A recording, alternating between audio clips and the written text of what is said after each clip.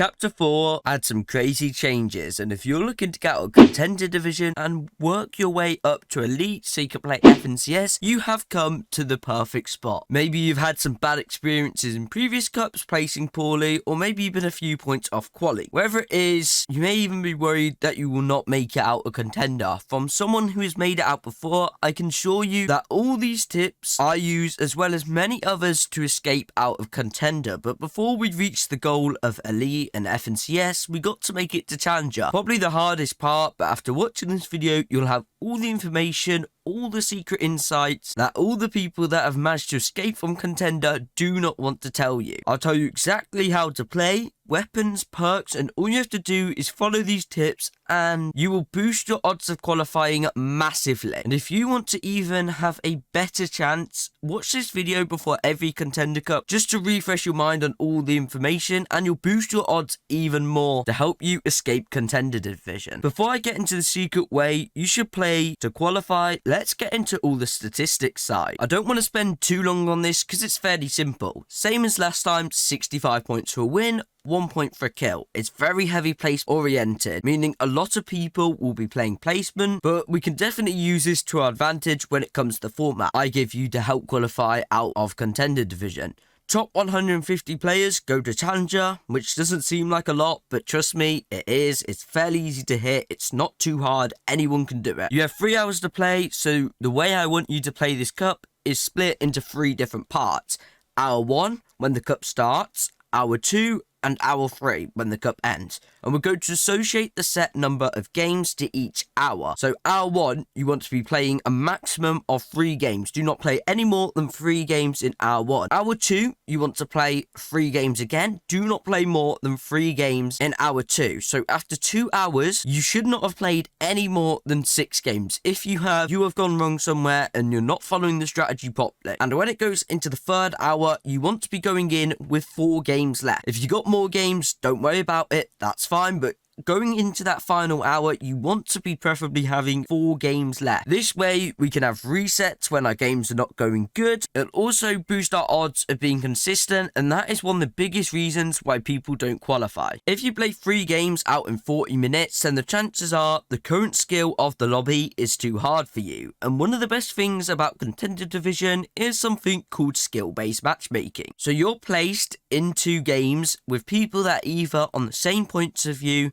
If not, maybe they have a little bit more or a little bit less. So everyone's sort of around the same point. So for example, if you're on 100 points, you'll be put in with other players who have around 100 points. And the longer you wait to queue up, the more points other people will manage to get. Meaning your skill-based matchmaking goes down. And people do not use this enough. And I don't think you understand speeding through games is not going to cause you to place well. You want to play each game out slowly and use the time like I'm telling you. Because if you speed through a bunch of games really quick, you're going to finish early, you're not going to place well. And if you've played 5 or 6 games out in the first hour, what's the point you even playing the rest of the games out? There's literally 0 points. So by doing this, the lobby gets easier as the players get harder. Also gives you set times to go off. Now, all that apart, we are getting into the strategy to qualify. Number 1, before the tournament, you need to be coming online 30 minutes to an hour before and doing a proper warm-up. And by proper warm-up, I don't mean play arena as your warm-up. I mean go into creative, do piece control maps, do aim maps, do 1v1s, as much warm-up as you can. When you play arena, you will definitely warm up a little bit, but nothing gives you that better warm-up than doing creative maps. Trust me on this. Have a day where you play a ton of creative maps before going into arena and you'll play like a demon. When you come online saying, "Ooh, I'm playing so bad today," well, duh, if you haven't warmed up properly, you're going to always play bad. There's no such thing as off days. It doesn't exist. It's based on how much time you've put into when you warm up. And if you're someone who comes on, plays a few games of arena, and then goes into a tournament, you're not going to be playing at your full potential. I hate to break it to you, but it's probably the reason why you sit there crying that some days you're bad and some days you're good. You need to come on and do a proper warm-up before tournaments if you really want to play at your absolute best and at your peak. Now, a lot of people take caffeine or energy drinks before, and people wonder what is the perfect time to take it. So you kind of want to take it about 30 minutes before. It gives it all enough time to kick in and you won't be shaking in game. So if you're taking G Fuel or whatever you're drinking, any caffeine sort of stuff, take it 30 minutes to an hour before. It just allows it enough time to kick in and stops it from kicking in halfway through matches, causing you to be a bit shaky and a little bit jittery. So you finish warming up, the tournament has started. Now what do? Do you queue up 5 minutes late? Do you queue up on time? When do you go into your first game? Well, the answer is 10 to 15 minutes after it starts. As soon as it starts, you want to chill. You want to go get everything you might need, wake yourself up, just be prepared. Get yourself some water ready, maybe get a snack or something, because you're going to be playing around an hour and 45 minutes of Fortnite till your next break. Unless you die 3 times or spawn instantly, so make sure you're prepared for this. A lot of you may be thinking, so why do I need to queue at 15 minutes late? For any of you loyal viewers to the channel who watch this masterpiece, should you start a Fortnite tournament early or late? You guys already know why, but a quick rundown for all you new guys around here. So when you start 15 minutes late, the lobbies you get into are 10 times easier. Linking it back to what I was explaining before about skill-based matchmaking, this still kicks in. All the good players skyrocket off up to these higher points, so they're getting 50, 60, 70, 80. They're going up to probably even up to close to 100 points when you're starting off. So that means you're getting in lobbies with people that have just died or spawned, or people that are on 5 to 10, 15 points, people that are on literally nothing, the complete bots of the tournament. It will genuinely make your lobby about 10 times easier, and it allows you to get a super easy first game. I did a bunch of tests in that other video which I just talked about a second ago, should you start a Fortnite tournament early or late, and I found out it does actually make a massive difference to do with the skill level of your first game, as well as how stacked it was. If you ever queue up on time or 5 minutes late, you'll probably find your first game's a stacker. A bunch of people are very good, but if you queue up 10 to 15 minutes late, you will have complete drones in your lobby. So you want to start 10 to 15 minutes late, go to where your drop spot is, and starting this late will almost guarantee you a free win. If you're semi-decent at Fortnite, the amount of 20 to 30 kill wins I have picked up in tournaments through this is actually unreal. Everyone starts 5 minutes late, but this is when everyone starts, so it kind of defeats the purpose of starting late and getting that advantage. It's definitely better starting 5 minutes late than it is on time, but it's even better starting 10 to 15 minutes late, and it's fairly easy to catch up from there. So I wouldn't worry about, oh, will I have enough time to play my games out, because I guarantee you will. All it takes is one off spawn death and boom, there you go, you're back on time again. And first game, you want to TavenUK. I know it's super placement heavy and loads of people are going to be thinking, no, I need to be getting these placement points, but in reality, it's Contender. Everyone in there is Contender. Complete bots. Anyone can get to Contender. The absolute drones of the game can get to Contender. If they play enough arena games, it's super easy. Contender is literally the easiest accomplishment for anyone to reach in terms of competitive goals in this game. As long as you play the game enough, it's easy. I know so many people that are just complete drones at the game, and they've managed to reach Contender just because they played arena enough time. So despite everyone saying play for placement, kills are super big. They help massively towards the goal of qualifying, but you need to be able to balance this out with that placement and those consistent placements as well. It doesn't matter if you drop in 5 to 10 kills a game if you're not getting most of those placement points. So you really need to be racking up the placement points and the kill points at the same time. Once that first game is over, people wonder, should I still key? Well, like I said before, kills are super helpful, but you just need to think before you WK someone. Do we have the health advantage in this fight? Have you cracked someone? Have you hit someone 100? Have you hit them for 150? Have you got a health advantage? If the answer is yes, there's a high likelihood you should key them. But before you go head first right into the box, do you both have a minimum of 500 material? It usually costs 300 to 500 materials to win a fight, so you always want to be safe and have 500 mats going into fight, unless it's off spawn, in which case I suppose we can make a few acceptations there. But mid-game fights, you have no excuses. You got plenty of time to farm, there are plenty of mats on the map, so you've got zero excuse. Next, what is our position like? This is something you need to look at. If you're edge zone, you need to rotate to the other side of the map with no mobility, unless you're certain you can finish that fight as soon as possible. Why even bother? Just go zone, get a good position, and then look to fight. 9 times out of 10, people should just get to zone first, then look for the kills. But get way too hungry and just focus on kills, not enough on getting to zone. Remember, 65 points per win. Don't bother forcing fights when there's an extra 40, 50, or if you're in high elo, even 60 points on the line to be had. It's not worth. And remember to keep in mind the 3-time strategy. If you die 3 times before the hour is up,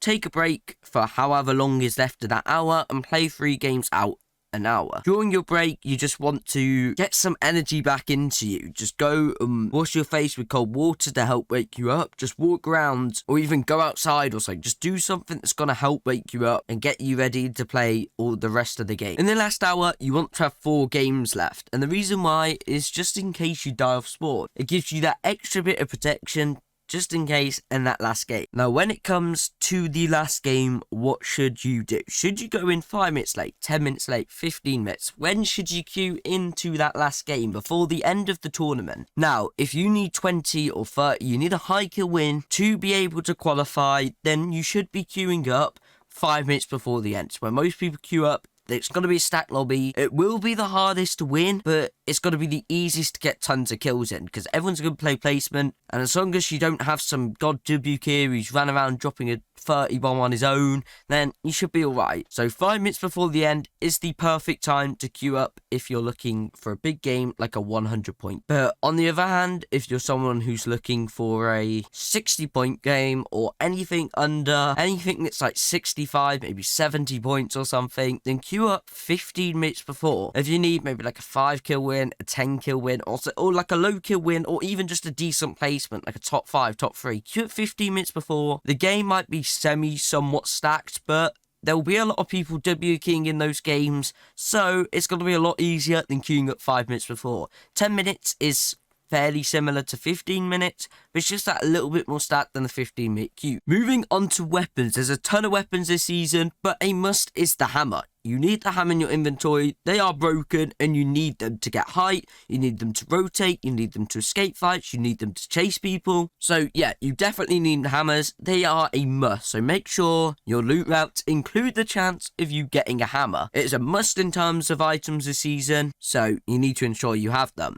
In terms of weapons, you want a Thunder Pump as the shotgun, Excalibur. Now, this one has been nerfed a bit, and it is a potential option. If one of you are really crazy good with it, then don't waste that talent and let them take it. But make sure your teammate has a scar. So, for example, if you're taking Excalibur, make sure your teammate's got a scar. If he's taking Excalibur, you need to have a scar. The amount of times I see teams taking 2 Excaliburs, like, what are you actually doing? You've literally got to burn through shotgun ammo. You've got, what? 500 AR ammo between the two of you, and you can't spam anyone. It's literally just pointless having 2, but if you can pair it up with Scar, it'll be amazing. Make sure you don't have an SMG though when your teammate's got an Excalibur. Talking about SMGs this season are a no. They're just not as good as they have been the previous seasons. Every other season, it's been a shotgun SMG meta, but this season, it's not like that. You shouldn't be taking SMG. They are good if you can put a full clip into someone's face, but realistically, you're not really hopping in boxes as much in tournaments because it's just a bit pointless to do, and the chance of you dying is a lot higher than just playing smart. So, SMGs are no in tournaments, but they're definitely fun to take in arena, but no for tournaments. For meds, you want to always have splashes. One of you wants minis, the other wants bigs, then try and coordinate that between the two of you. They're the main weapons and items, really. Then for your other med set, it doesn't matter what you have, but try and aim for 6 splashes each. Splashes are the best meds. They're quick to pop, they do white health and blue shields, so yeah, they're definitely the best. Perks, I mean, I think we all know what the good and bad perks are. Avoid balloons, they mess you up. Avoid soaring sprints, the one where you jump and get low gravity, it's not good. Those 2 perks will mess you up more than anything. You want to get forecast, really keep re-rolling until you get it, you and your teammate. Even have a bounty board on your loot route if you have to get more gold, because it is super important you get forecast. Other good perks include the glider redeploy as well as splash medic, but forecast is the best out of all of them. farm, and it will help you a ton with rotate. Apart from that, don't overthink it. If you got a hammer, rotates are super easy. Go late and hammer to edge zone. Really basic and easy rotates this season. If you can get the hammer, you need them. You really do need them. It may even be worth W keying until you can get 2 hammers, because they truly are super broken. And the other thing is, people think it's 65 points for a win, so you need to play full placement. That is not the case. No one is super consistent. There's only probably 1% of teams that can just full play for placement and don't go for kills and actually qualify. If you have an advantage, the chances are you can win most fights anyway, so don't be afraid to take fights. They're going to get you what you need. They're going to get you mats, they're going to get you better loot, and they're going to increase your chances of winning the game anyway. Just to be completely honest though, just be smart. Don't do dumb stuff. It's very unlikely you're going to qual playing full endgame.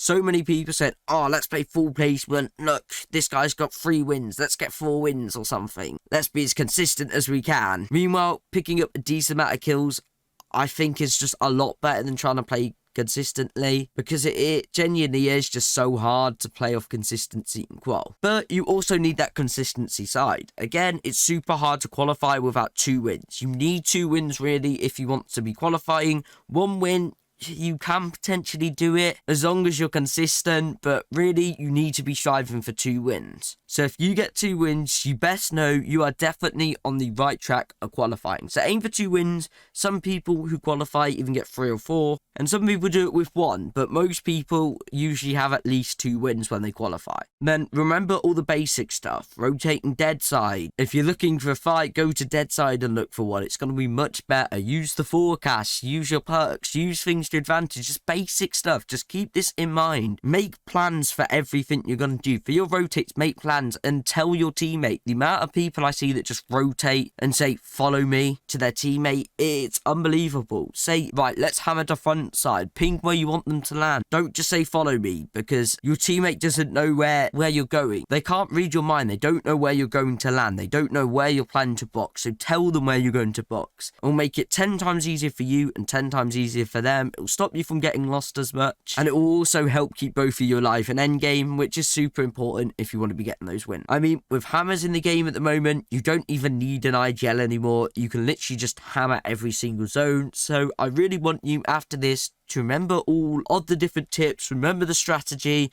watch it back, or even open up a note or Discord page after this and write down as much stuff as you can remember. Write down the breaking up the game into 3 sections, how that works, how late you should start. Try to remember this stuff, and if you write it all down now, you'll remember it much better than just watching the video then going to watch another one. Anyways, if you do find this helpful, please smash a like and subscribe. It's free for you. I upload videos twice a week usually, so subscribe. Some great content coming out. I do videos on near enough every cup, breaking down the strategy you'll need to win or qualify. I'll be releasing a video on the solo victory cash cup soon, so feel free to ask me any questions in the comments. And if you enjoy this video, you may also enjoy the video on the screen now, should you start a Fortnite tournament early or late.